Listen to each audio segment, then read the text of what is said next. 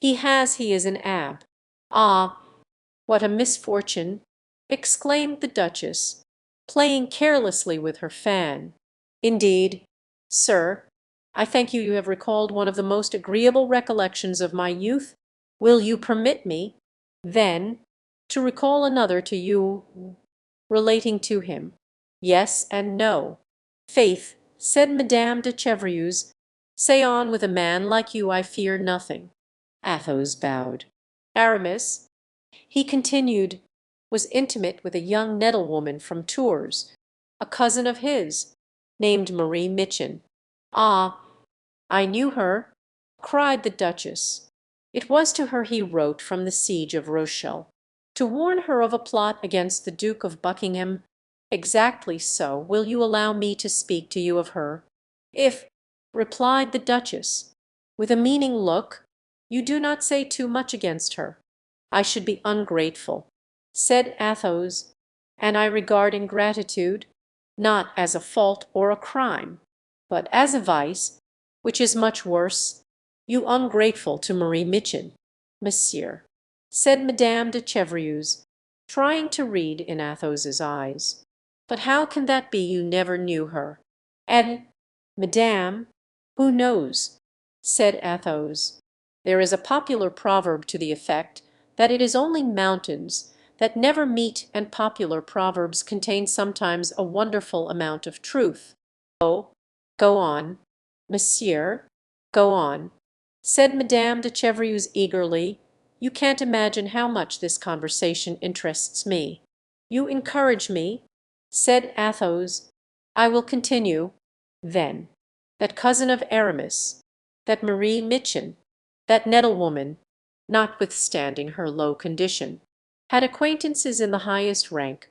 She called the grandest ladies of the court her friend, and the queen, proud as she is, in her double character as Austrian and as Spaniard, called her her sister."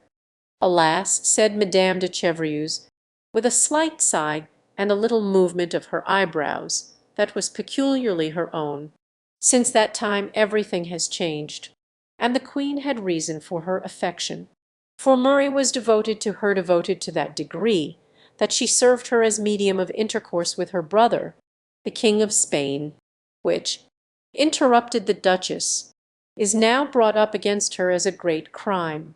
And therefore," continued Athos, "the cardinal, the true cardinal, the other own determined one fine morning to arrest poor Marie Mitchin and send her to the Chateau de Locques. Fortunately, the affair was not managed so secretly but that it became known to the queen. The case had been provided for. If Marie Mitchin should be threatened with any danger, the queen was to send her a prayer book bound in green velvet." "That is true, monsieur. You are well informed. One morning the green book was brought to her by the Prince de Marsillac. There was no time to lose. Happily Marie and a follower of hers named Kitty could disguise themselves admirably in men's clothes. The prince procured for Marie Mitchin the dress of a cavalier, and for Kitty that of a lackey. He sent them two excellent horses, and the fugitives went out hastily from Tours, shaping their course towards Spain, trembling at the least noise, following unfrequented roads, and asking for hospitality when they found themselves where there was no inn.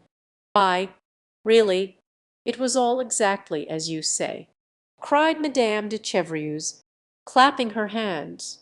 "It would indeed be strange if she checked herself, if I should follow the two fugitives to the end of their journey," said Athos.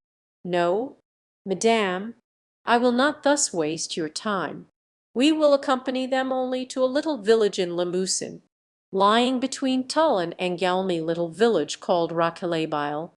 Madame de Chevreuse uttered a cry of surprise, and looked at Athos with an expression of astonishment that made the old musketeer smile. "Wait, madame," continued Athos.